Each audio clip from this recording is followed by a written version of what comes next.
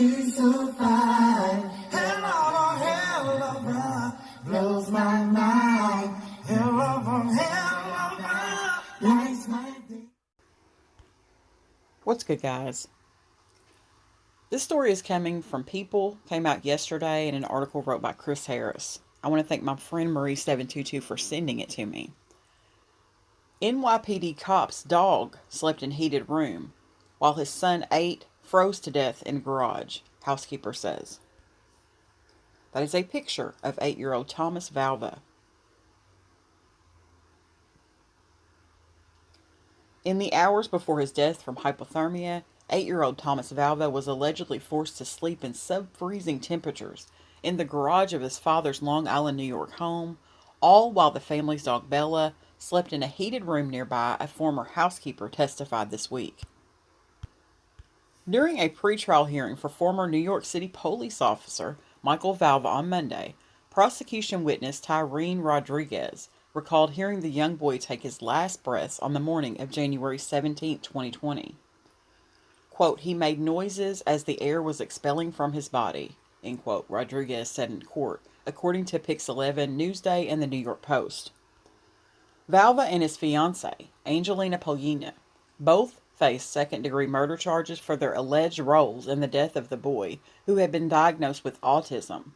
Both have entered not guilty pleas. Newsday reports that Valva wiped away tears as Rodriguez recounted his efforts to revive a naked Thomas in the home's basement.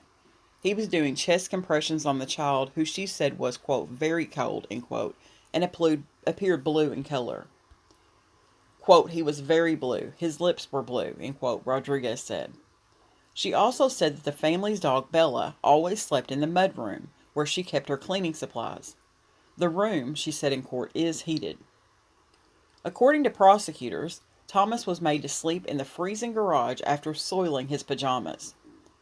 Valva called 911 that morning to report his son had fallen while waiting for his school bus outside their home, saying he was unconscious. The boy was taken to the hospital, but was pronounced dead upon arrival. The cause of his death was ruled a homicide, with hypothermia a major contributing factor. Thomas's body temperature was only 76 degrees when he arrived at the hospital.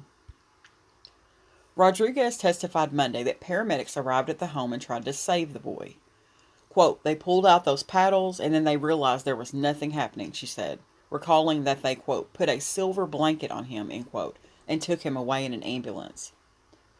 She testified that Michael Valva changed his clothes before boarding the ambulance for the ride with Thomas. Valva's defense attorney has challenged whether detectives had permission to search the home. Prosecutors said at the arraignment for the couple that during their investigation, authorities discovered home security cameras used by Valva and Pollina to monitor their children.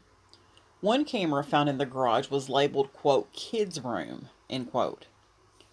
2 nights before Thomas's death, that camera recorded him and his older brother Anthony, who was 10 at the time, shivering as they slept on the floor of the freezing garage, prosecutors said. On the day of his death, Thomas was allegedly falling over and, quote, face planting, end quote, on the garage's concrete floor.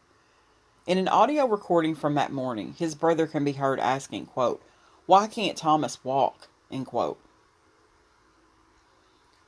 Quote, when you're washed with cold water and it's freezing, you get hypothermia, end quote, Pollina responds, prosecutors said, citing that recording.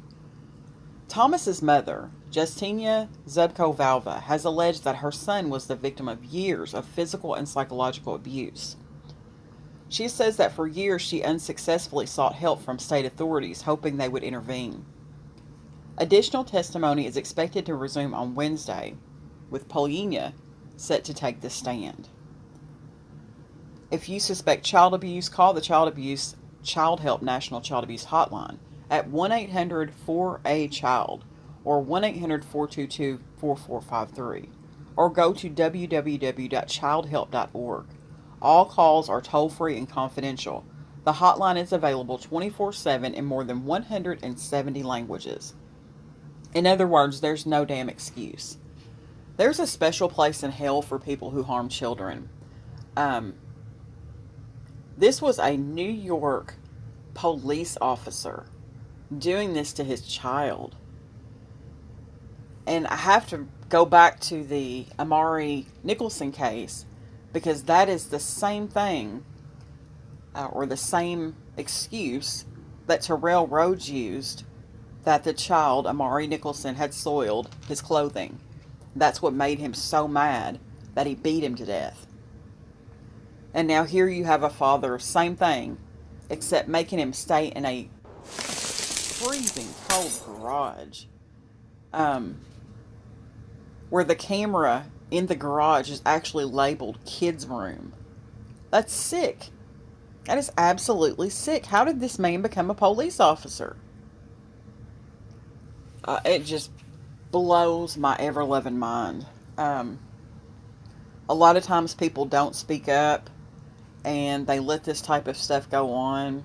I'll give you just a good example. I saw a man at Walmart who had, he was probably in his 70s, and he had a young girl. This was a white man. He had a young girl with him who was of mixed race. And they were in line. And as the line moved, he would grab her by her hair and pull her forward. And after the second time of doing that, I lit into him. Not only did I light into him, I talked to the people at Walmart, and I also called the police department. It was that offensive to me to see a man do that to a child. So, speak up and say something.